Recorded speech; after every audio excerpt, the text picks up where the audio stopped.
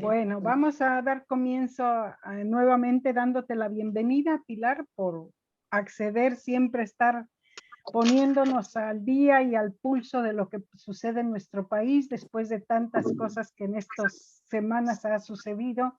Nos pondrás al día, nos harás conciencia de por dónde vamos y hacia dónde vamos. Bueno, pues bienvenida. No te presento más porque eres súper conocida.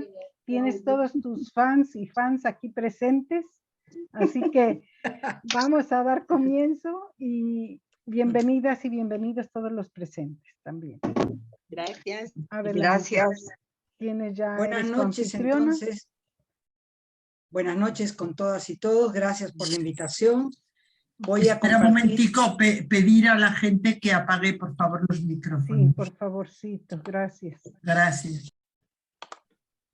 Ya. A ver, ¿están viendo el PowerPoint? Sí. Ajá.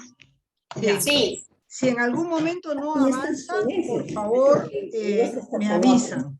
Ya, Por si voy favor, muy los rápido, micrófonos les también. vamos a pedir, por favor, que apaguen sus micrófonos. Apagar sus micrófonos, por favor. Micrófonos encendidos, apagarlos para favorecer la ponencia de Pilar Arroyo. Micrófono apagado. Me lo han apagado. Voy a volver a compartir. No me lo apaguen porque si no tengo que parar no sé cómo hacerlo sin sacar la... ¿Cómo se llama esto? Ya, a ver. Listo. Ya, Adelante. volví.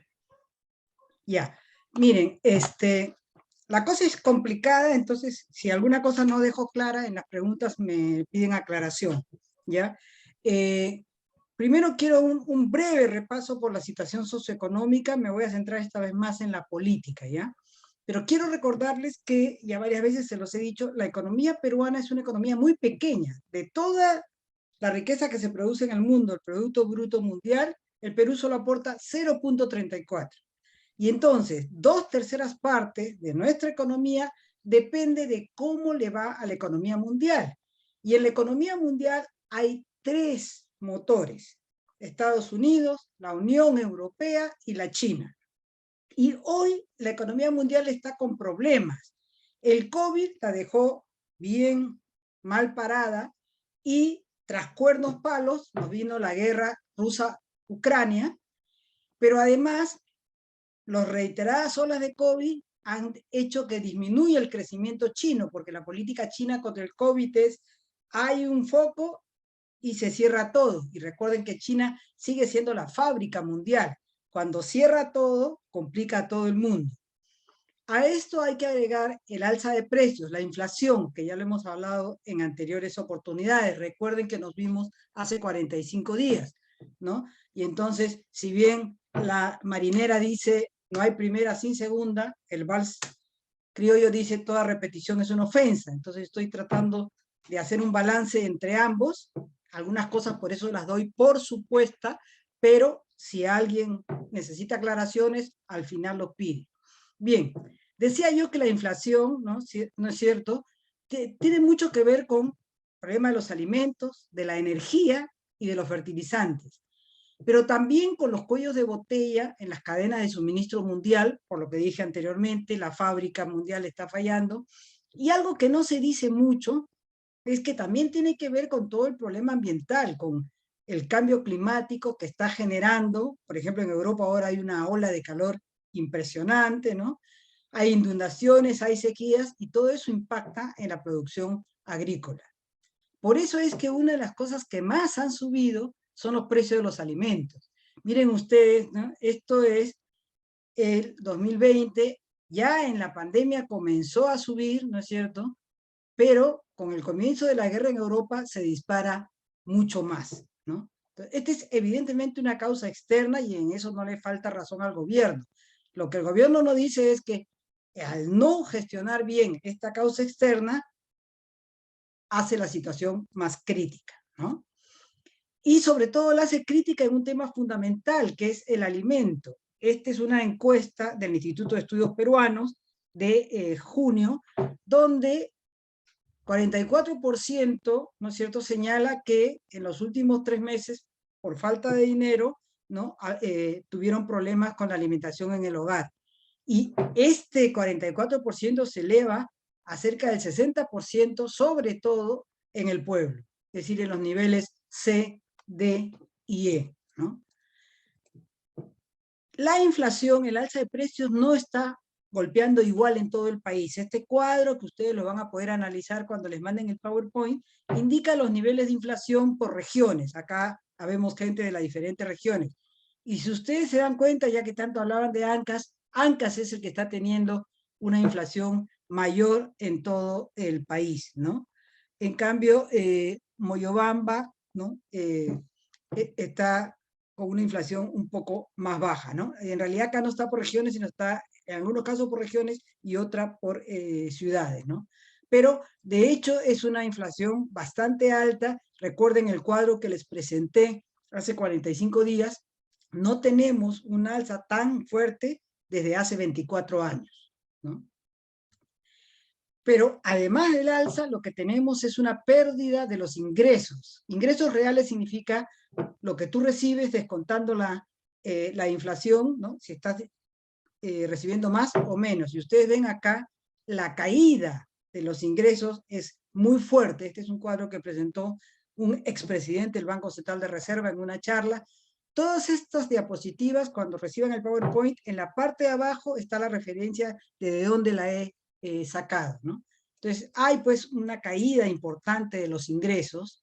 Por eso es que en una encuesta del IEP, el 71% considera que la situación económica del país es mala o muy mala, ¿no? Esto es de junio, ¿no?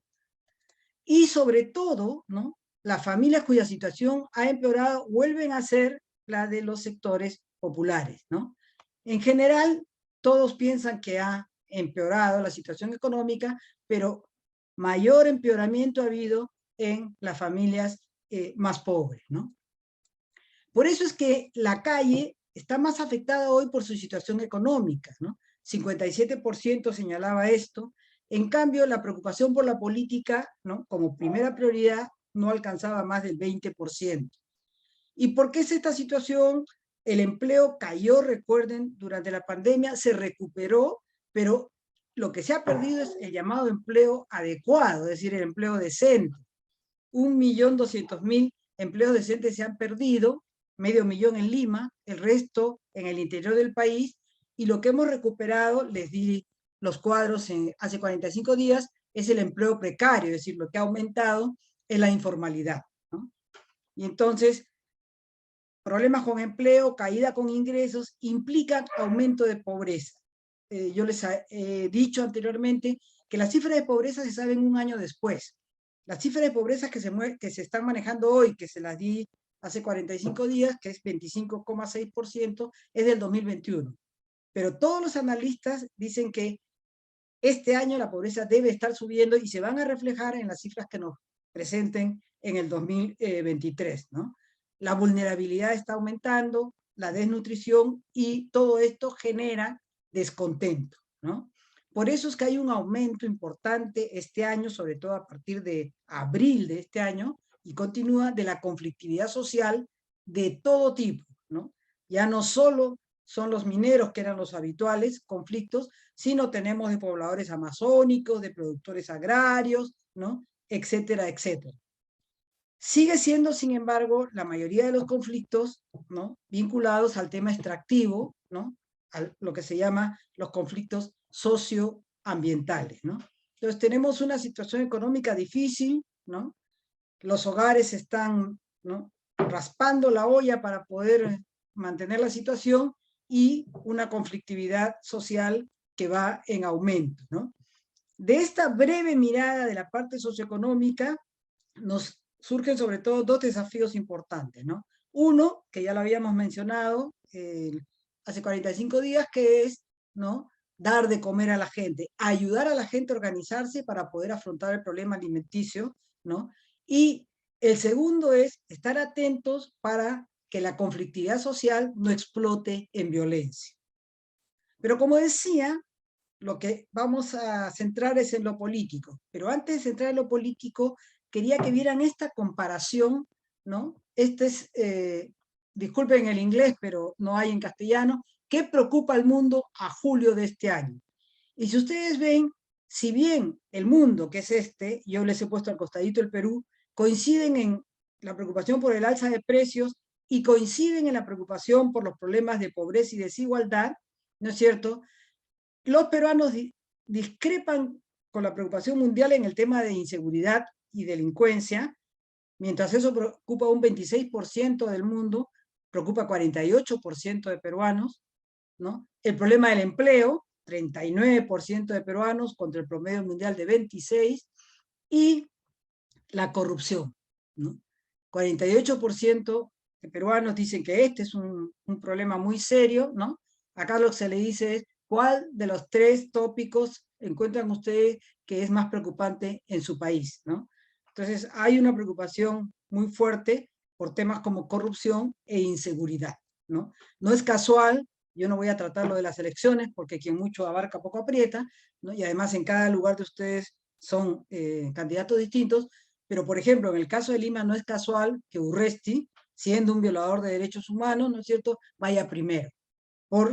Eso explica por qué, porque la gente piensa que él podría, ¿no es cierto?, asumir el problema de inseguridad ciudadana. Pero como dije, política es lo central, y lo primero que hay que hacer es señalar que en el caso del Ejecutivo, ¿no es cierto?, las acciones del Ejecutivo, es decir, del gobierno de Pedro Castillo, está profundizando la crisis social y política. El analista Roger Merino lo dice y yo coincido totalmente, ¿no? Y la paradoja es que los más afectados en esta situación son justamente ese pueblo que Castillo dice representar. Se llena la boca de pueblo, ¿no? Pero el pueblo es el que más está haciendo, se está complicando, ¿no?, por la forma como nos está gobernando. Es por eso que hoy tiene una mayoritaria desaprobación. Si ustedes ven la encuesta de agosto que salió este domingo de Ipsos y la comparan con la encuesta del Instituto de Estudios Peruanos, ¿no?, que también ha salido en agosto, ambos coinciden en que la desaprobación es alta. Y también ambos coinciden en que Castillo tiene, y esto se ha notado más desde mayo de este año, ¿no es cierto? Miren acá, y miren acá también, ¿no es cierto?, un núcleo duro. ¿Qué cosa es un núcleo duro? Gente a la cual no le entran balas, no importa lo que tú digas de Castillo, ellos siempre lo van a respaldar. ¿Cuáles son los argumentos? Algunos de estos tuve oportunidad de escucharlo esta semana que tuve una charla con dirigentes populares, ¿no? Te van a decir, ¿no?, cuando tú le dices que, por ejemplo, que lo vamos a ver más adelante, la inestabilidad en los, ¿no?, en los nombramientos, te van a decir, eso es porque el Congreso no se los acepta, ¿no? Te van a decir que cuando tú le dices, pero mira, hay un problema de alimentación, hay una dirigente que me dijo, no, tú vas al mercado y hay de todo, ¿no? Ahora, claro, si quieres comer carne no te alcanza, pero se puede hacer la plaza con cualquier cosa. Es decir, no importa qué crítica cojas tú de Castillo, yo he puesto 2 muestras de crítica, una desde la política, otro desde, ¿no?, desde la economía, ellos van a tener una respuesta contundente para demostrar que no es así, ¿no? Y van a cargar toda la responsabilidad en un Congreso que no los deja trabajar, y en unos medios de comunicación, ¿no es cierto?, que están empeñados, ¿no?, en destruir a Castillo. O sea, este núcleo duro, ¿no?, es sobre todo gente popular. Bien, ¿y por qué decía yo que Castillo está agravando la situación? Primero, no ha cumplido con los ofrecimientos de cambio con que lo ganó el voto ciudadano. Por otro lado, no tiene norte alguno. Una muestra es en cómo nombra ministros de posiciones políticas totalmente distintas. Ahorita, por ejemplo, el ministro de Relaciones Exteriores es alguien totalmente en contra del factor ambiental, ha hecho campaña en contra de la aprobación del Acuerdo de Escazú. Pero, por otro lado, notamos una total incapacidad de gestionar el Estado, ¿no? Ni brevetes, ni pasaportes, ¿no?, ni nada pueden garantizar. Y eso es porque ha sido una característica del gobierno de Castillo nombrar para ejercer la función pública a gente que no tiene las habilidades, las capacidades ni la experiencia para ejercer el cargo con un mínimo de eficacia y eficiencia.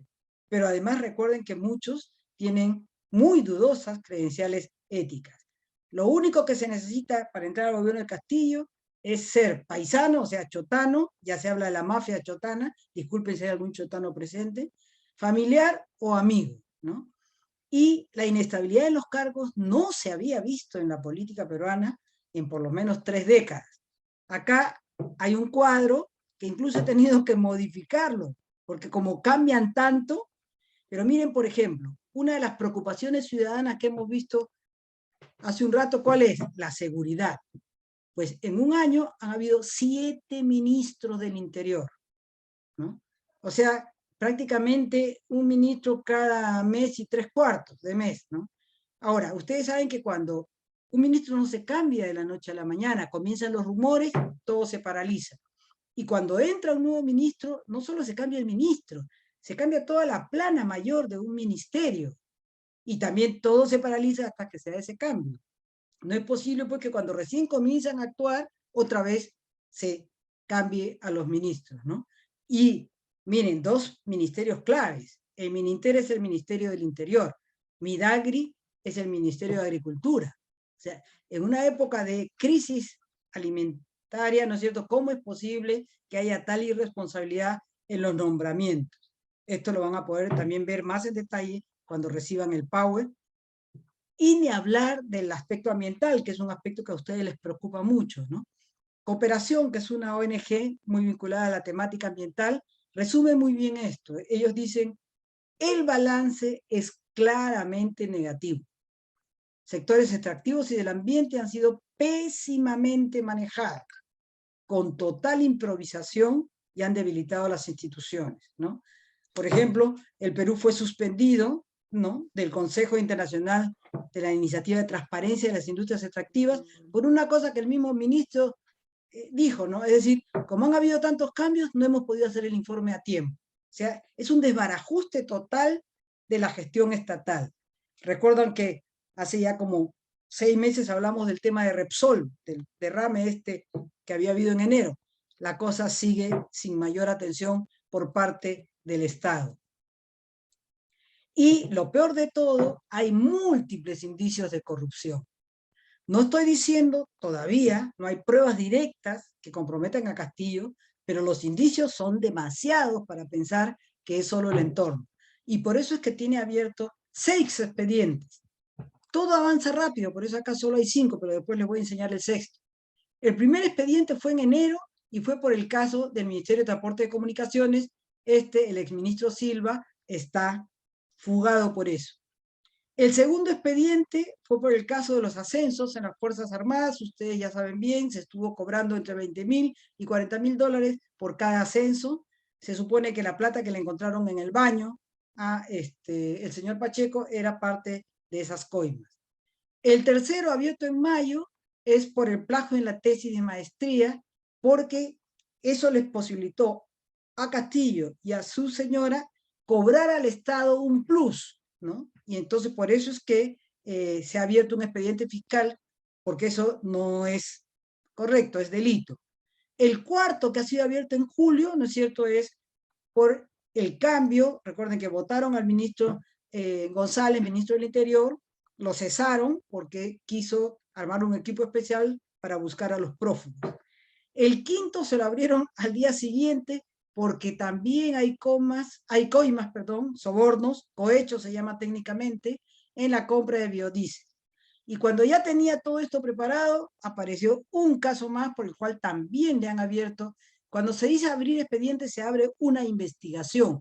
Aquí tienen todos los datos que también lo van a poder ver con calma cuando reciban el PowerPoint. Esto es por las obras en Anguía, Chota, Cajamarca y en Cajatam, ¿no?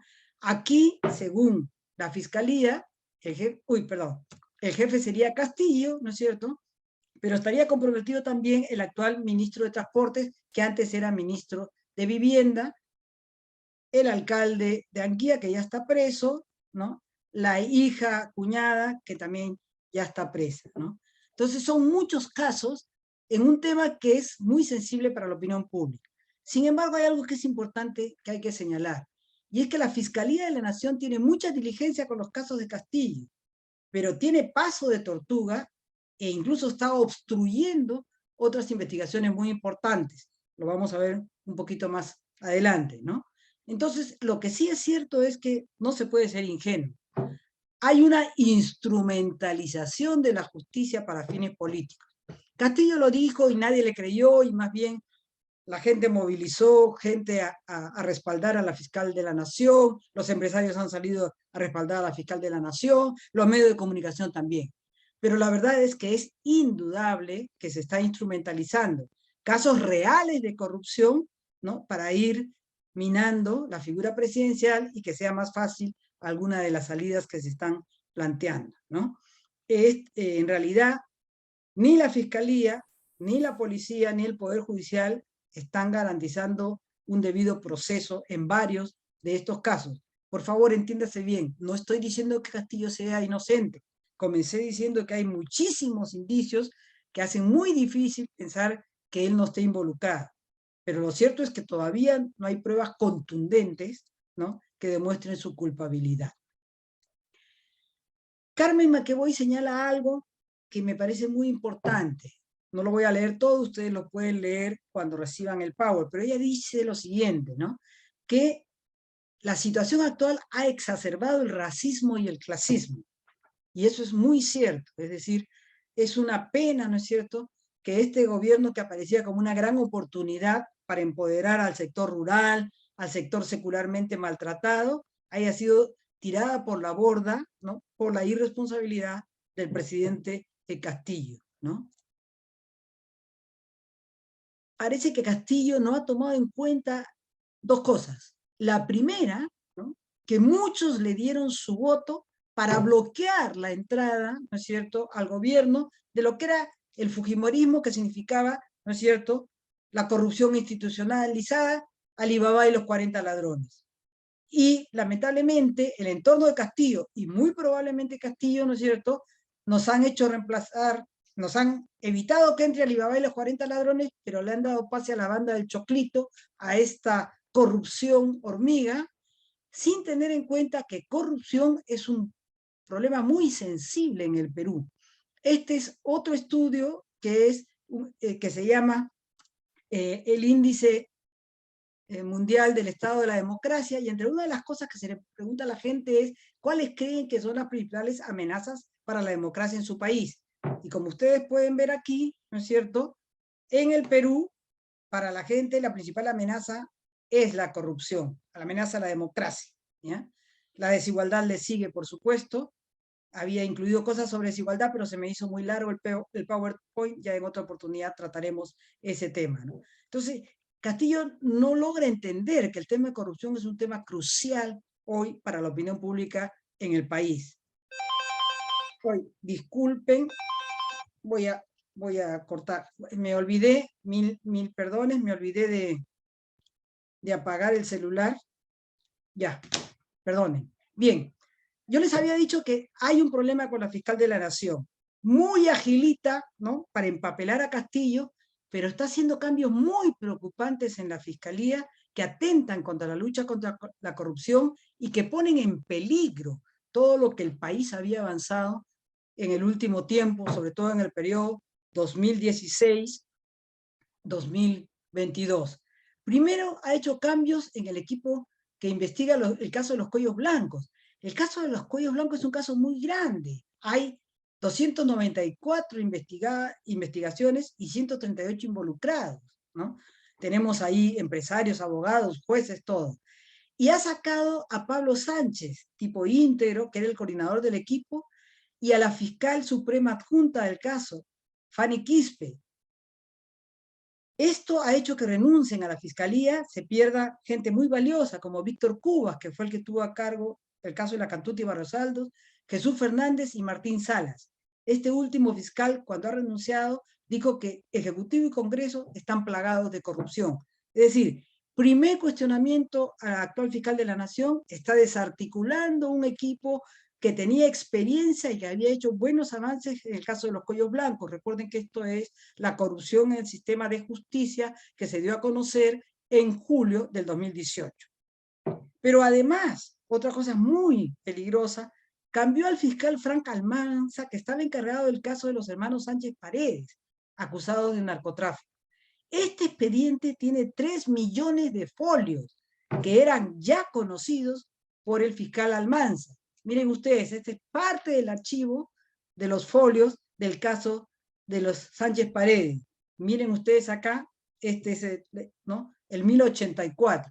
Es imposible, ¿no?, que alguien que lo reemplace pueda tener en cuenta todo esto. ¿Cuál va a ser el resultado? Que los Sánchez Paredes van a ganar el juicio y van a salir libres de polvo y paja.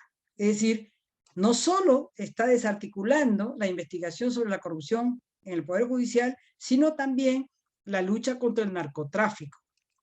Porque además ha sacado, faltando a su palabra, porque cuando ella estaba postulando para fiscal de la Nación, se comprometió a no tocar el caso de su hermana que estaba siendo investigada. Pero ha sacado a la fiscal Bersabet Revilla, que investigaba a su hermana, Emma Benavides, que es una jueza que está investigada por delitos de cohecho. Recuerden que esto es coima, soborno, y asociación ilícita para delinquir, había recibido coimas para liberar a investigados por narcotráfico. Revilla, una fiscal íntegra con 40 impecables años de trayectoria en la fiscalía, ha renunciado a la fiscalía y también ha renunciado su segunda, María Cárdenas. Entonces, ya no es solo corrupción en el Poder Judicial que está siendo afectada, es también la lucha contra el narcotráfico. Estos cambios, ¿no es cierto?, han provocado la renuncia del gerente general de la institución y ha sido reemplazada por una conocida aprista, ¿no? Lo curioso es que los medios de comunicación no dicen ni pío de estos casos, ¿no?, cuando aquí lo que está en peligro es la lucha contra la corrupción, ¿no? ¿Por qué no dicen ni pío? Porque la fiscal le es útil, ¿no?, en su juego de avanzar para deshacerse de Castillo. Me llamó mucho la atención que una persona que yo respeto mucho y que todos los días le escucho, que es Rosa María Palacios, una analista de derecha liberal, como ella misma se autocalifica, frente a todo esto solo dijera, no se entienden los cambios. Cuando ella es una analista muy precisa, que podría haber demostrado que todos estos cambios, ¿no es cierto?, son cambios muy sospechosos y que hay que exigir a la fiscal que se retracte. Un analista, Neptalí Carpio, tiene un artículo muy bueno, cuando tengan el PowerPoint van a ver en la cita, si lo quieren leer completo, sobre la doble cara de la fiscal de la Nación.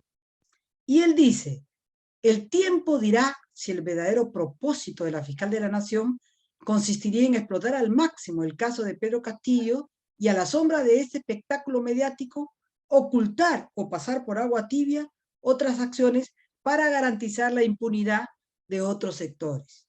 Yo sinceramente estoy convencida que es así, espero equivocarme. Pero no, el problema no es solo el presidente, el Ejecutivo y la Fiscalía, sino también el Congreso. En el Congreso nosotros tenemos una mayoría de extrema derecha conformada por Fuerza Popular, Renovación Popular y Avanza País, y de extrema izquierda, conformada por Perú Libre y los diferentes bloques que se han formado a partir de Perú Libre. Recuerden que Perú Libre entró con 37 congresistas y ahora solo tiene 16. El resto se ha repartido en los otros bloques.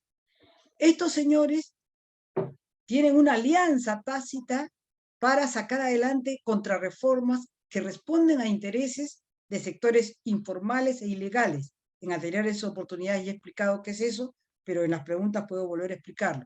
Y también sectores ultraconservadores antiderechos de las minorías, ¿no?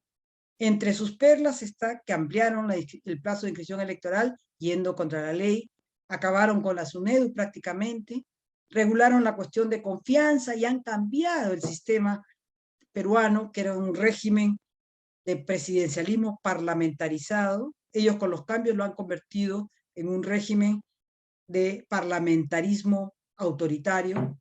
Nos han quitado a nosotros, ¿no es cierto?, el derecho a referéndum, y también han eliminado la educación sexual integral en la escuela. Esas son algunas de las perlas de estos dos extremos que hoy dominan el Congreso.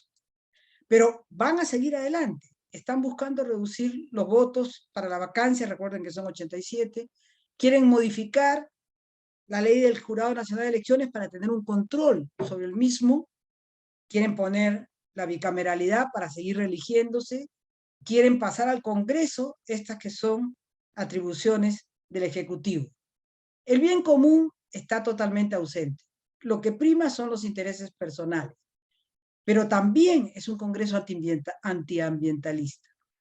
Escazú lo han mandado al archivo, han ampliado el plazo para la formalización de la minería ilegal. Las hermanas que trabajan en el interior del país saben lo peligroso que es esto, sobre todo las hermanas que trabajan en la Amazonía. Han blindado corruptos como Merino, como Flores Arauz, como Rodríguez, y han tenido un acoso permanente al Ejecutivo, ¿no? De ahí viene la idea de que no lo dejan trabajar. Es cierto que no lo dejan trabajar, pero también es cierto que el Ejecutivo no sabe trabajar. Por eso también, ¿no es cierto?, su desaprobación es incluso mayor que la del presidente. Según Ipsos, de domingo, 81% de desaprobación, según el Instituto de Estudios Peruanos, 85% de desaprobación. ¿Por qué pongo siempre estas dos? Porque son las únicas que vale la pena seguir, pero además porque usan métodos diferentes y llegan casi a las mismas conclusiones. El IEP es encuesta telefónica, en cambio Ipsos va preguntando casa por casa, ¿no? Entonces eso te puede dar una idea de que esta tendencia es cierta, ¿no? Miren, en realidad, Carlín, ¿no?, lo ejemplifica muy bien. Tenemos dos mafias, una en el Ejecutivo, otra en el Congreso, ¿no?, que están destruyendo al país. Y están atentando contra nuestros derechos. Esta semana escuché una charla de Jenny Dador, que es la secretaria ejecutiva de la Coordinadora Nacional de Derechos Humanos. Ella hablaba que las bancadas fragmentadas en el Congreso, los partidos inexistentes y la alta rotación que hay en el Ejecutivo dificulta mucho la incidencia y el avance de la agenda de derechos. Ella contaba cómo, luego de haber visitado a una autoridad y haber llegado a algunos acuerdos, la cambian, y entonces tiene que volver otra vez a explicarle a la nueva autoridad que la vuelven a cambiar, ¿no? Entonces no se avanza. Pero también nos decía que la coordinadora ha mapeado y que de los 130 congresistas que tenemos, 113 son congresistas antiderechos. Entonces también toda la temática de los derechos que hemos ido ganando en las diversas esferas, ¿no es cierto?, está en peligro, ¿no es cierto?, con este Ejecutivo y Congreso que tenemos. Frente a esta realidad, la población tiene muy claro que el Perú va por mal camino. Esta es una encuesta mundial donde a la gente se le pregunta, ¿no?, si su país va en la dirección correcta o en la dirección incorrecta. Es una encuesta de 27 naciones, ¿no es cierto? Y si ustedes ven, en el Perú, 91% dice que el país va por el camino equivocado. Y entonces, por eso es que estamos en toda la discusión que han visto este mes y medio de qué hacer. ¿Cuáles son las salidas que se barajan? Son 9, solo hablar de las salidas me tomaría los 45 minutos, así que yo solo quiero sintetizarla. Si a ustedes les interesa una más que la otra, en las preguntas las aclaramos. La primera, que está desde el primer día que asumió Castillo, es la vacancia, usando arbitrariamente el artículo 117 de la Constitución sobre incapacidad moral. 2 intentos han demostrado que no tienen los votos suficientes, no tienen los 87 votos, ¿no?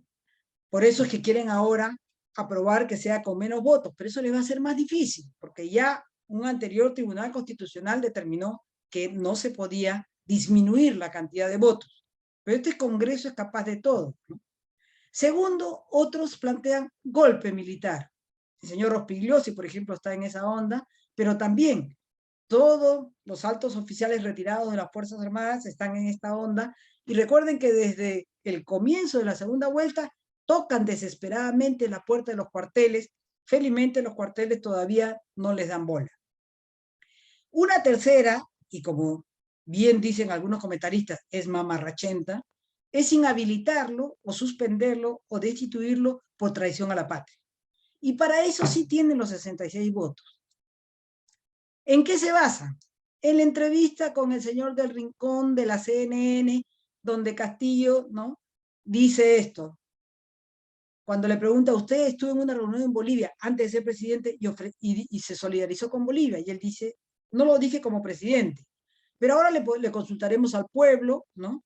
Jamás haría cosas que el pueblo no quiera, yo no le estoy diciendo que le voy a dar el mapa para Bolivia, lo pondremos, lo consultaremos al pueblo. ¿En qué se basan? En que hay cosas que no se pueden consultar, y la cesión de soberanía no se puede consultar, ¿no? Como dice un analista que también es muy serio de una web Pata Amarilla, cuando quieran pueden entrar ahí, es que la decisión política y los votos están, pero ¿por qué no lo implementan? El temor a la reacción de la comunidad internacional, el temor a la opinión y respuesta del pueblo y la intervención judicial. Recuerden que el Poder Judicial ya le ha parado la mano al Congreso en varios temas, entre ellos, ¿no?, en la forma como estaba eligiendo al defensor del pueblo, ¿no? Cuando decimos de la respuesta del pueblo, nos estamos refiriendo al fantasma del 9 de noviembre. Recuerden, Merino el Breve, el Congreso lo puso, la calle lo sacó. Y cuando hablan de lo internacional es porque ya hay gobiernos como el de Argentina, Bolivia, Ecuador y México, que ante la tensión política del Perú están planteando que lo que procede es un diálogo político, ¿no?, y actuar de acuerdo a la Constitución y a la vigencia del Estado de Derecho. Y esta alternativa no respetaría ambas cosas. Una cuarta salida es inhabilitarlo por obstrucción a la justicia. ¿Por qué? Porque está probado, ¿no es cierto?, que ayudó a escapar a Pacheco, ¿no? Parece que también ocultó a su hija cuñada por unos días, ¿no? Y por el caso del exministro del Interior. Una quinta posibilidad, sobre todo que la está empujando el abogado César Azabache, y algunos abogados están de acuerdo, es que el Poder Judicial lo suspende en el cargo, mientras se realizan esos 6 procesos que hemos visto de investigación en su contra. Una sexta es una renuncia negociada. La renuncia también se la piden hace meses, pero ahora Vázquez Crunce, que es un derechista, casi fascista, dice hay que ofrecerle a Castillo una salida negociada, que abandone el gobierno y le aseguramos su libertad y la de su familia, ¿no? Es decir, inmunidad total con tal que se vaya. Esto estaría respaldado por los gremios empresariales que en estos días han hecho pronunciamientos exigiendo la renuncia. Desde la izquierda se plantea como salida a la crisis convocar a una asamblea constituyente. Además de la izquierda, los gremios la plantean. En la reunión que tuvimos hace 45 días les expliqué cómo estaba esta situación. Otro señala, mira, en realidad estamos en un empate catastrófico y esta situación puede durar hasta julio de 2026. ¿Por qué? Porque son 2 poderes que están exhaustos de una pelea de hace más de un año, ¿no es cierto?, y que no logran definir la correlación de fuerzas a favor de uno ni de otro, y mientras tanto ambos están haciendo muy buenos negocios. Y está la última, que es elecciones generales adelantadas. La opinión pública está con esta. En esta entrevista del IEP, si bien ha bajado un poquito, es 65% que lo plantea. Y en esta encuesta de Ipsos también es un 65%. Entonces, la mayoría de la opinión pública está con la propuesta de que para acabar con esta situación hay que llamar elecciones, ¿no? Y desde la última vez que nos vimos, ahora ha cuajado una iniciativa desde la sociedad civil en la cual está participando Confer, que se llama Coalición Ciudadana. Ellos hacen el siguiente diagnóstico, muy parecido al que les acabo de presentar. Nos indignan los graves hechos que han derivado en acusaciones de corrupción y obstrucción a la justicia que pesan sobre el presidente Castillo y su entorno.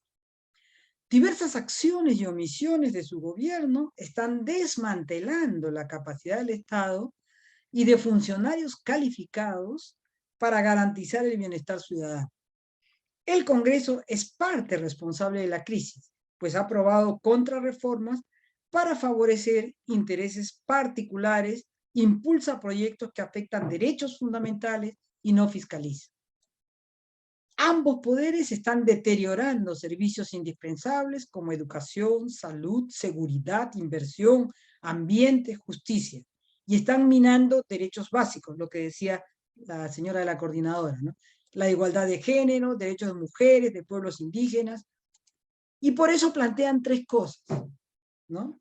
una agenda ciudadana de mediano y largo plazo con compromisos concretos, reformas políticas y electorales para mejorar la representación política y adelanto de elecciones.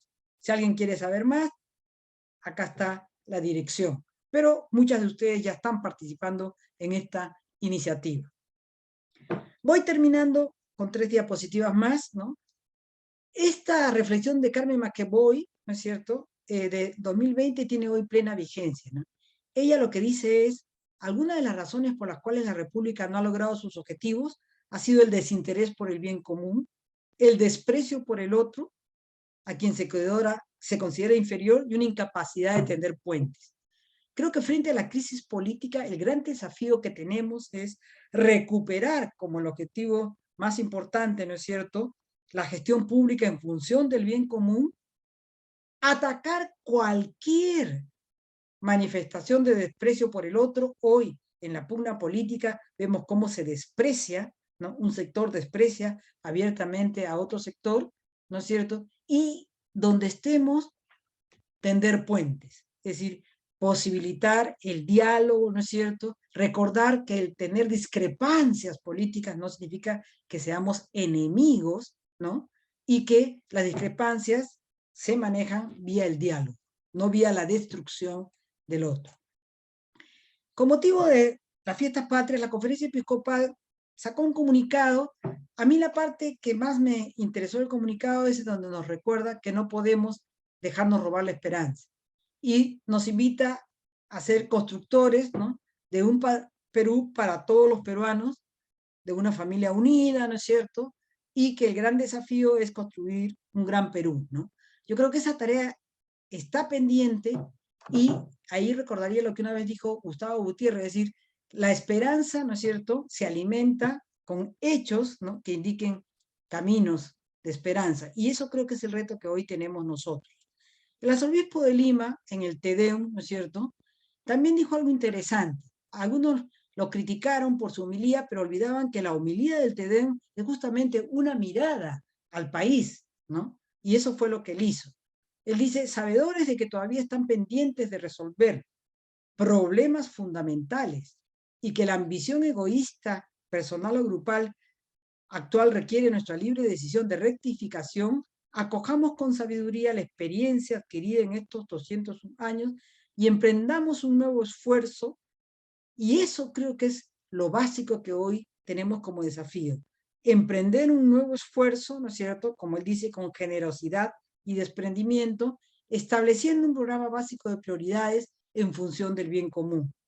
Y yo creo que la coalición ha comenzado ese camino y ojalá que pueda fructificar. Muchas gracias. Gracias, Pilar. Muy amable. Vamos a ver ahora el chat o si hay manos levantadas para ir contestando conforme pidan participación. Isabel, si me ayudas a ver el chat, por favor. En lo que puedas. Y vamos a ver las manitos si hay alguien que quiera participar. ¿Preguntas, comentarios?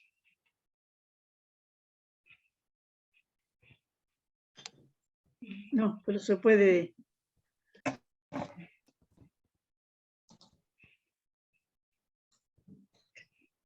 A ver, ahí Hola. está Isabel Cristina, adelante. Buenas noches con todos, buenas noches, Pilar. Estoy muy contenta con todo lo que nos estás diciendo. Hay algo que me cuesta muchísimo, porque lo voy pensando y pensando, ¿no? Realmente es algo evidente que Pedro Castillo ha estado recibiendo las coimas de los militares para el ascenso, o es algo que yo lo veo como algo extremo, porque Castillo recién empezaba, no conocía, no son los más grandes, los que ya conocen todo el teje y maneje de estas cosas que han hecho esto. Realmente me cuesta aceptar que sea él el que ha estado en este acto de corrupción tan grave a tan pocos meses de empezar su gobierno, ¿no?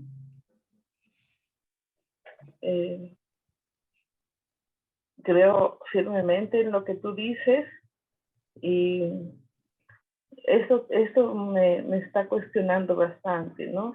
Si bien es cierto, nunca estuve de acuerdo con Pedro Castillo, voté para que no gane Keiko. Y si mañana serían las elecciones y estaría en la misma disyuntiva, seguramente que volvería a votar por él, a pesar de que ya lo conozco, pero sé que nunca estuvo preparado para este puesto. Pero de ahí para que vaya a hacer las coimas con los militares, con los más grandes militares,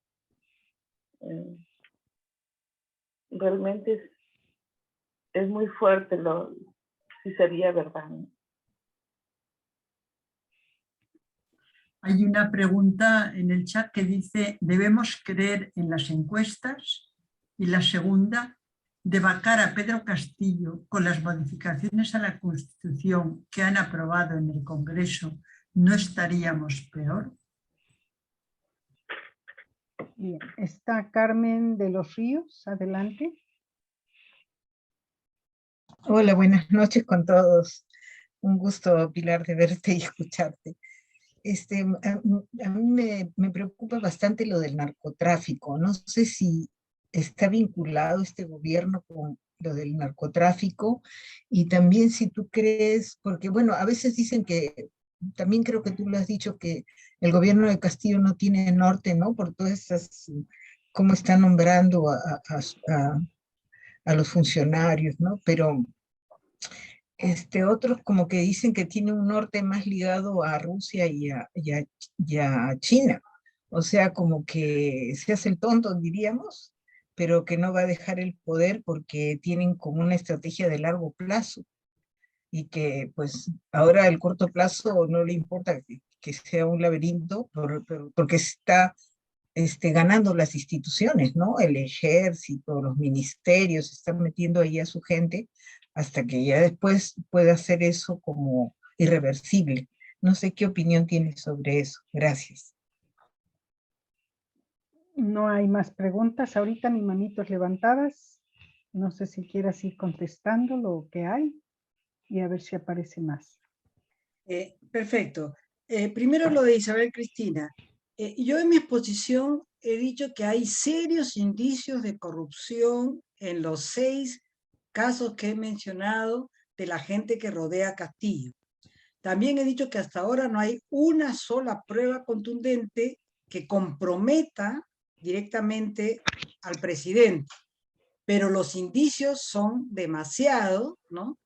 Y es poco creíble que si su familia está metida en el asunto, ¿no? Su esposa, su hija, ¿no? Su sobrino, poco creíble que él no sepa nada, ¿no? Pero desde el punto de vista estrictamente legal, todavía a él no le han podido probar nada. En el caso de los ascensos a la que te refieres, Isabel, el que fue comandante general del ejército y otro alto general han dicho que Castillo directamente, ¿no?, les escribió por el WhatsApp pidiendo que asciendan a este y no al otro. Y en ese momento se rumoreó que habían habido coimas, pero luego cuando Pacheco ha pasado a ser colaborador eficaz, Pacheco ha dado mayor credibilidad a esto, porque ha dicho que era se pedía 40.000 en el ejército y 20.000 en la policía, y justo a Pacheco se le encuentra en el baño de Palacio $20.000. Te recordaría que la figura de colaboración eficaz es la siguiente: alguien que ha cometido un crimen, un delito, ¿no? Un delito, y va a ir a la cárcel, ¿no es cierto?, ofrece dar información sobre otros que han cometido delito, ¿no?, y presenta pruebas de lo que está diciendo. No basta con que él diga, yo vi, sino tiene que mostrar pruebas fehacientes. Si no las presentas, le quitan la categoría de colaborador eficaz.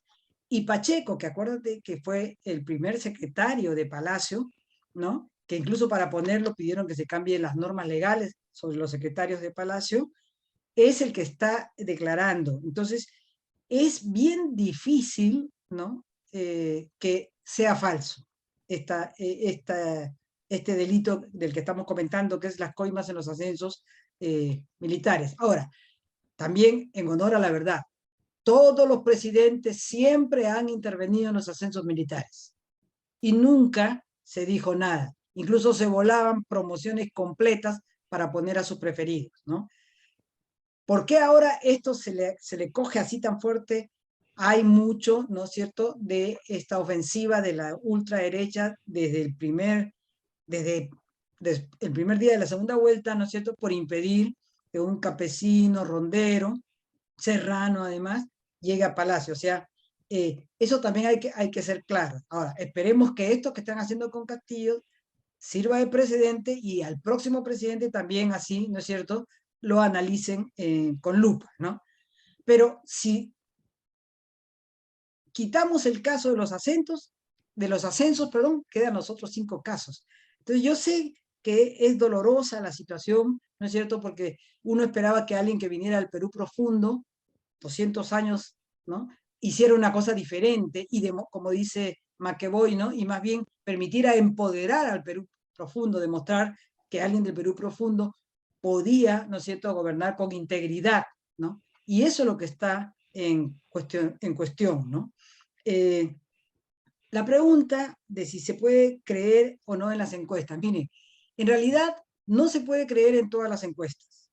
Y también hay que ser bastante observador, porque muchas veces lo que la gente te contesta depende de cómo yo fraseo la pregunta. Hay estudios, no solo aquí, sino en el extranjero, que demuestran que si sobre este tema yo te pregunto así, tú me contestas no. Pero si sobre el mismo tema yo te pregunto así, tú me contestas sí, ¿no? Entonces, una sola encuesta no se puede tomar en serio, pero lo que también es cierto es que las estadísticas te permiten generar tendencias, ¿no? Y entonces lo que la tendencia está demostrando hace mucho tiempo es que la mayoría de la población está por que hayan elecciones generales, es decir, que se vaya el Ejecutivo, pero que también se vaya el Congreso, porque esta situación en la que vivimos no es solo responsabilidad de Castillo, es responsabilidad de ambos sectores, ¿no?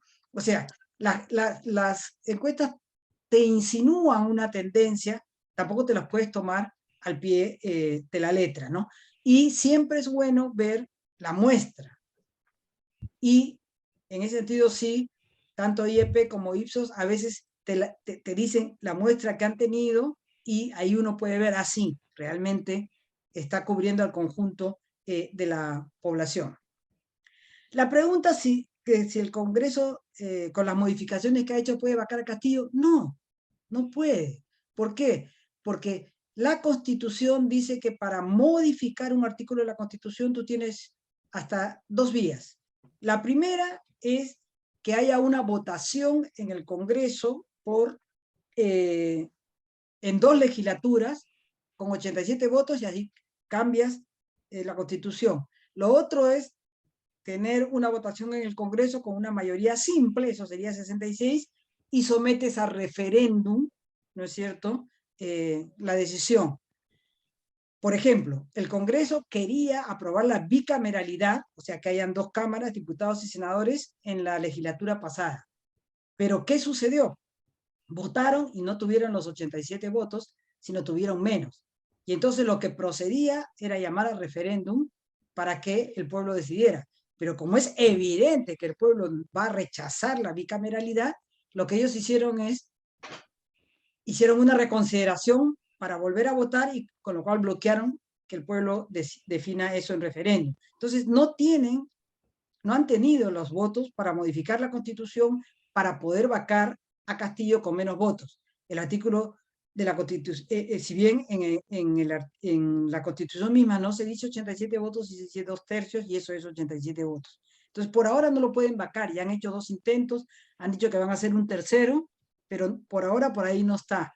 Ahora, lo que sí sería peor es si el Congreso logra sacar a Castillo y se quedan ellos. Pero eso es poco probable. ¿Por qué? Porque la calle, ¿no es cierto?, lo sacaría al Congreso. Por eso es que el Congreso hasta ahora no da el pase con la opción tercera que señalé, porque temen que una reacción de la calle los termine también votando a ellos, porque la calle ha sido muy clara, ¿no? Así como, recuerden el caso de de Vizcarra, a la calle le preguntaban y la calle decía no, que no lo vaquen porque ya va a terminar su periodo y estamos en plena pandemia.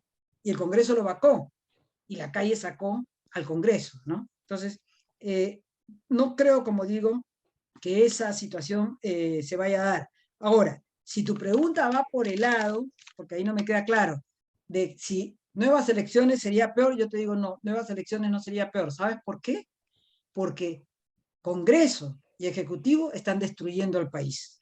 Son unas termitas, ¿no es cierto? Están destruyendo la administración pública, no se imaginan la cantidad de gente con trayectoria en la administración pública que está renunciando, ¿no es cierto?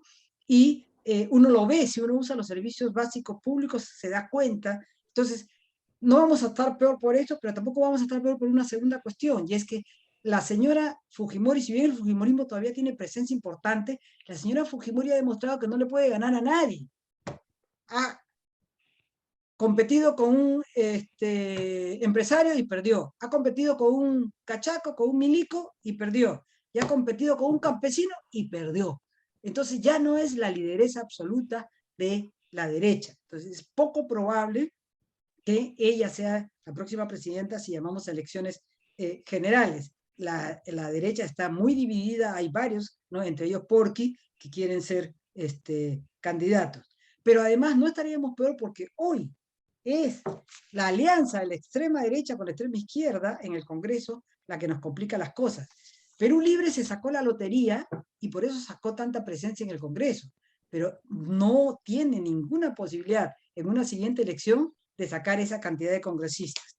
Entonces, peor no creo que estemos, ¿no? Es como volver a tirar los dados a ver si mejora mi suerte. Y a veces uno se saca la lotería, ¿no? El asunto de que acá habría una injerencia rusa y China. Mira, eso no tiene ninguna base, ¿no? Real. Que estén metiendo gente en los ministerios, sí, pero eso más bien como cuoteo de poder. Yo no sé si ustedes recuerdan, el primer gobierno aprista metió 30.000 maestros que no habían terminado la secundaria al magisterio, ¿no? Y nombró, eso es famoso, se conoce, 9 porteros para una sola puerta, ¿no? Es decir, es llenar de funcionarios públicos para pagar favores. Eso es lo que está haciendo Castillo. Pero que eso tenga relación con Rusia y con China, no, porque recuerden que China hoy es el primer socio comercial del Perú. Es a donde van el destino de nuestras exportaciones.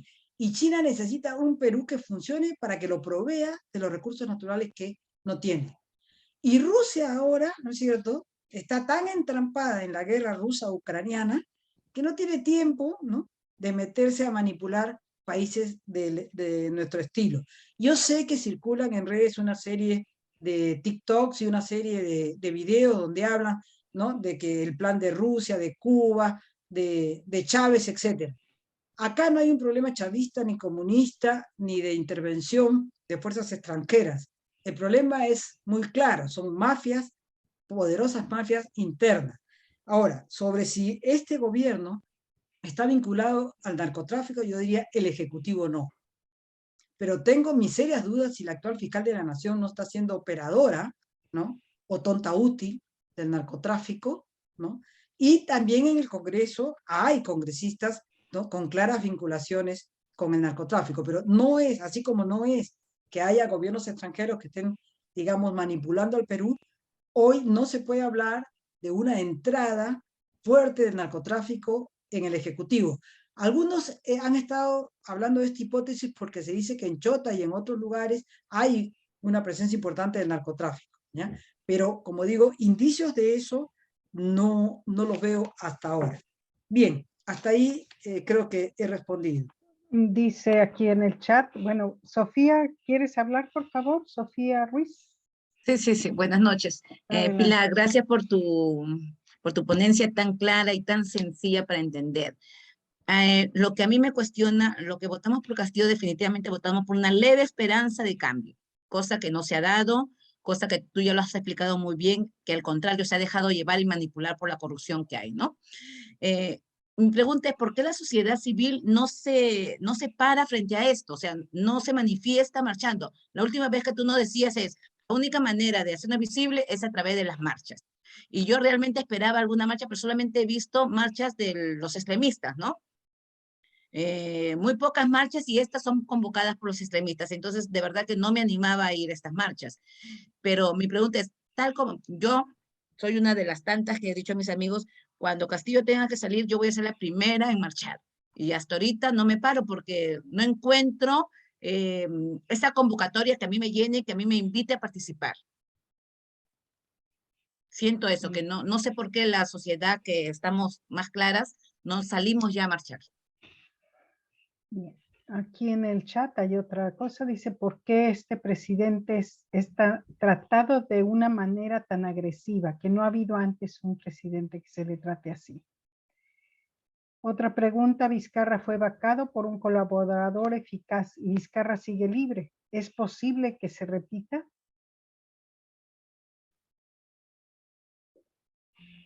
¿Tu micrófono?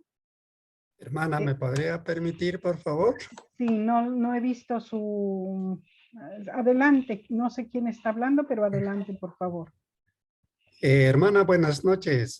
Señora Pilar, muy buenas noches. Soy Cirilo de Sicuani. A ver, creo, a mi manera de ver o de captar, creo que el gran beneficio que ha hecho Castillo, creo que ha sido el de hacernos visibilizar a los que somos considerados como, gente de la segunda clase, en la cual creo que en ahí se ha demostrado claramente de que cómo los de la extrema derecha nos tienen un odio terrible a la gente rural o a la gente urbano marginal que se vive, ¿no? Yo siento eso y creo que Castillo, con todas sus debilidades, ha hecho visibilizar a la población. El otro, creo que también siento de que la población me parece que se está empoderándose frente a estas discriminaciones fuertísimas que se lanza desde el Congreso mismo del blanco y el indio. Y la tercera, creo que veo también de que de repente está fermentando lo que aquellos años que era la marcha de los 4 suyos, ¿no? Y eso creo que sería contundente para que la extrema derecha del Congreso, bueno, sea desaforado o vea las convenientes de que, de qué manera, todo esto se rectifique, o como Pilar decía usted, de que, con tareas claras, de repente se hace la coalición, ¿no? Y por último diría, ¿qué está haciendo la central, por ejemplo, la CGTP? O las centrales de organizaciones campesinas que existen también. Entonces, de estos centrales, por ejemplo, no se escucha nada al respecto de lo que está ocurriendo, la situación política de nuestro país y las situaciones socioeconómicas que estamos viviendo. Muchísimas gracias, señora Pilar. Muchísimas gracias, hermana. Bien, procedo a contestar primero, ¿no? ¿Por qué la sociedad civil no se manifiesta? Miren, muchos se preguntan sobre esto y dan varias razones. Yo se las digo y ya ustedes vean cuál creen que es o puede ser una suma de todas. Una, en el caso de la población, se dice es porque no hay una claridad de por dónde avanzar, de cuál puede ser la salida, ni hay un liderazgo, ¿no? Y entonces eso paraliza. Ahora, esto está comenzando a cambiar con la iniciativa esta de la coalición que he mencionado y que está en mi PowerPoint. Pero la segunda es, la gente está muy golpeada por el COVID. Recuérdense que hemos estado en la 4ª ola y hay cantidad de contagios.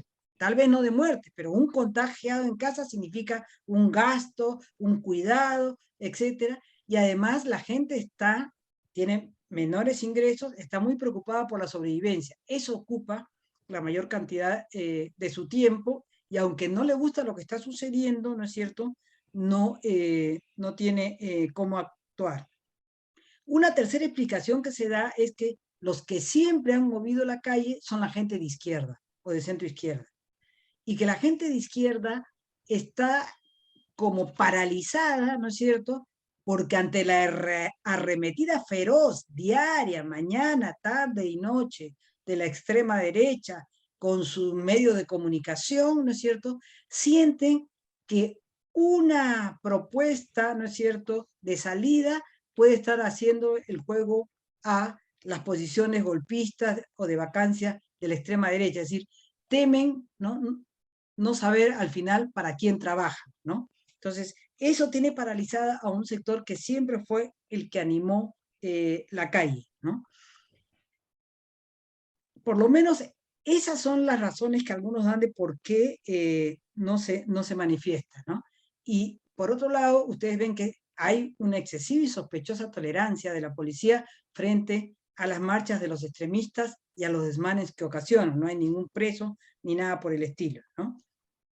La segunda cuestión sobre que nunca se ha tratado a nadie así, eso es muy cierto. ¿Y cuál es la explicación? ¿Ustedes se imaginan un allanamiento de Palacio en la época de Alan García? ¿En la época de Humala? Imposible, ¿no? Pero aquí lo que entra sobre todo es el racismo, el clasismo, ¿no es cierto? O sea, no lo respetan, ¿no? No lo respetan. Y cualquier cosa que haga, ¿no es cierto?, lo van a tomar a mal. Miren todo el lío que han armado porque le abrocharon los pasadores, ¿no? Claro, es una cosa que no debe él permitir, pero por favor, no es para tanto, ¿no? O sea, pero claro, y se olvidan que una persona como el general Velasco, ¿no? Antes de tomar agua, se la hacía tomar a su escolta para ver si estaba envenenada o no, ¿no? Entonces, o sea, ese tipo de cosas se las han permitido a cualquiera, pero no se la pueden permitir pues a un campesino, serrano, rondero, ¿no? ¿Se dan cuenta? O sea, hay ahí una marca de racismo, de desprecio, ¿no? Por eso recordaba lo que decía Carmen McEvoy, ¿no? Hay que luchar contra todo este tipo de desprecio.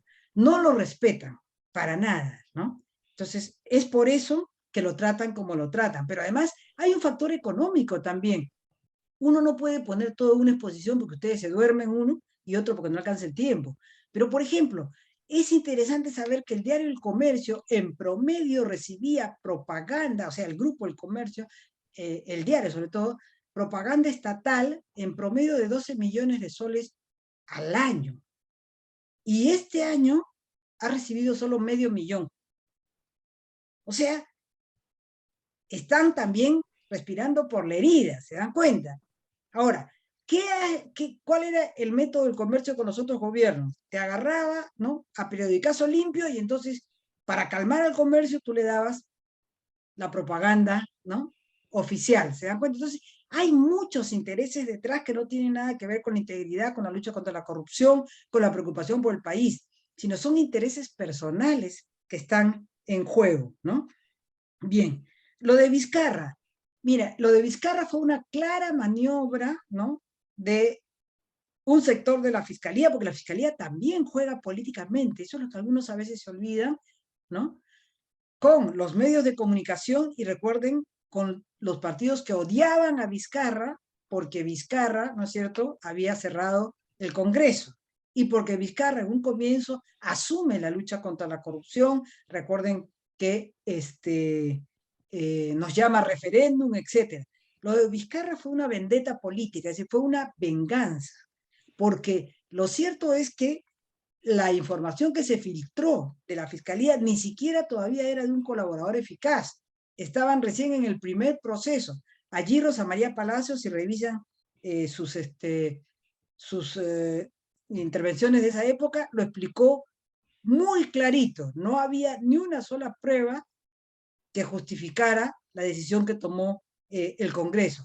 Por eso es que no está preso Vizcarra, porque todavía, miren, ya ha pasado eso más de un año, ¿no es cierto? Más todavía, casi 2. y todavía no hay una investigación que concluya que efectivamente hay indicios de corrupción.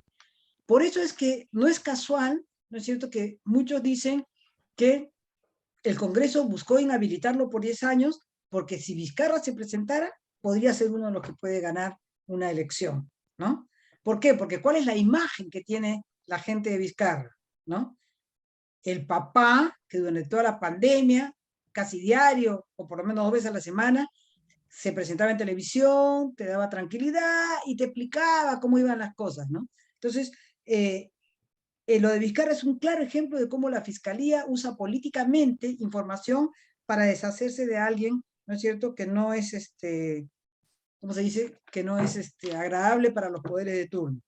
En el caso que preguntas, bueno, estoy de acuerdo, Cirilo, contigo que hay un odio, ¿no?, de un sector de la población hacia todo lo que no sea blanco, ¿no? Eso es muy cierto, no se puede negar. Miren nomás a la expresidenta del Congreso, María del Carmen Alba, que se ha ganado bien la chapa de Maltri Carmen, ¿no?, por lo despreciativa que es en general, ¿no? Y cuando tú hablas de por qué las CGTP, las centrales, primero, que están muy debilitadas, pero segundo, que también están en el mismo dilema que los grupos de izquierda. Por eso los grupos de izquierda no te plantean elecciones generales, sino te plantean, ¿no?, o cierren el Congreso, o asamblea constituyente, que es poco factible en el momento actual. No es que no se necesite una nueva constitución, pero no hay la fuerza ni la capacidad de hacer una constitución, una nueva constitución en este momento. Entonces también están paralizados por esto de que no quieren hacer el juego, ¿no es cierto?, a la derecha golpista. Gracias. Ahí tienes que, frente a la actitud injusta de la fiscal de la Nación, ¿qué se puede hacer desde el pueblo? Después dice, lamentable que Fuerza Popular tenga seguidores, por ejemplo, la nueva presidenta del Congreso, y sea auditada, ¿será? No sé, por Keiko y Vladimiro. No sé esas 2 preguntas, ahora leo lo demás. A ver, Perú, se ha visto cambios, a ver. Nunca en la historia del Perú se ha visto que cambien a tantos ministros, cosa que es atípica. Creo yo que por incapacidad moral y por su gobierno, que lo está trayendo a la ruina en una destrucción del país, la vida más cara, las grandes empresas no quieren invertir en el Perú. No queremos estar como Venezuela, debemos de acordar en forma pacífica y salir a protestar. Es todo lo que hay en el chat, Pilar. Ya, contesto brevemente porque ya deben estar ustedes un poco cansados. Mira, ¿qué hacer frente a la Fiscalía? Yo creo que lo primero que hay que hacer es visibilizar este doble juego de la Fiscalía, ¿no? Ahí en el PowerPoint les pongo la referencia de este muy buen artículo, pero si no lo pueden, pongan pata amarilla y van a ver ahí el artículo se llama El doble juego de la fiscal de la Nación. O sea, hay que señalar que la fiscal está, ¿no es cierto?, retrocediendo en procesos claves para el país, ¿no? Y eso vamos a tener que usar Radio Bemba, ¿no es cierto?, la comunicación boca a boca y nuestros contactos, porque los medios, ¿no es cierto?, no quieren tocar el tema, porque, como dije anteriormente, la fiscal les es funcional para su objetivo principal, que es sacar a Castillo como sea, ¿no? Pero lo de la fiscal es realmente muy preocupante, ¿no? Y porque es narcotráfico y es corrupción en el Poder Judicial. Mira, en el caso de Fuerza Popular, la situación es así. Fuerza Popular ha ganado poder en el Congreso. ¿Por qué? No solo porque tiene a una muy vinculada a Lady Camones, ¿no es cierto?, de presidenta, sino porque ha cogido las principales comisiones en el Congreso. Pero lo bueno es que Fuerza Popular, como dije anteriormente, ha perdido el liderazgo absoluto de la derecha que antes tenía. Pero también, si ustedes observan, y ya falta poco, 1 mes y medio, los resultados de las elecciones municipales y regionales, van a ver que ha perdido también presencia territorial. No tiene ya tanta presencia, ¿no?, ni está presentando candidatos como antes sí presentaba. Antes era Fuerza Popular, era Acción Popular, era Alianza para el Progreso, los que presentaban la mayor cantidad de candidatos en todo el país, ¿no? Entonces, tiene fuerza en el Congreso, pero la está perdiendo en la sociedad y esperemos que la siga perdiendo. Ahora, no vamos a estar como Venezuela, por eso sí no se preocupen. No hay ni punto de comparación de lo que fue el proceso venezolano de lo que es el proceso peruano. Por ahí no va la cosa. La cosa va por el lado de que lo que nos ha costado ir ganando a poco en derechos, ¿no es cierto?, se está deteriorando, que no se están atendiendo las urgencias de la población, o sea, un gobierno que debería estar, que dice que es del pueblo, debería estar abocado a resolver los graves problemas en los que vive el pueblo, ¿no? Y no, el presidente se pasa el día, ¿no?, viendo cómo sobrevive frente a la situación en la que está. Entonces, sí, 4 años más así es bien difícil para el país, ¿no? Pero, ojo, para mí, la aparición de la coalición me indica que ahí hay algo que se está cristalizando. Si ustedes recuerdan, hace meses el expresidente Sagasti presentó esta propuesta y ahí quedó, ¿no? La última vez que nos vimos hace 45 días era un grupo de jóvenes el que había tomado la posta para esto, ¿recuerdan? ¿No? Pero ahora ya no es un grupo de jóvenes ni es una persona en solitario. Son más de 120 organizaciones, entre las cuales hay organizaciones de la sociedad civil, hay organizaciones eclesiales, ¿no? Entonces, vamos creciendo en una salida de las 9, si me preguntan, Pilar, ¿tú por dónde irías? Yo diría, yo apuesto a la 9ª, elecciones generales. Lo ideal es con reformas para que podamos elegir a mejores representantes, pero incluso si no logramos poner reformas, jugaría esas cartas, ¿no? Bien, hasta ahí nomás. Pues Pilar, si no hay ninguna pregunta más del público, no veo manitos, voces, agradecerte como siempre la claridad con que nos analizas la situación y que nos invitas a estar críticas y críticos frente a todo lo que nos rodea, lo que oímos, lo que nos viene, lo que va. Entonces, nuevamente, muchas gracias y ya te estaremos invitando más adelante.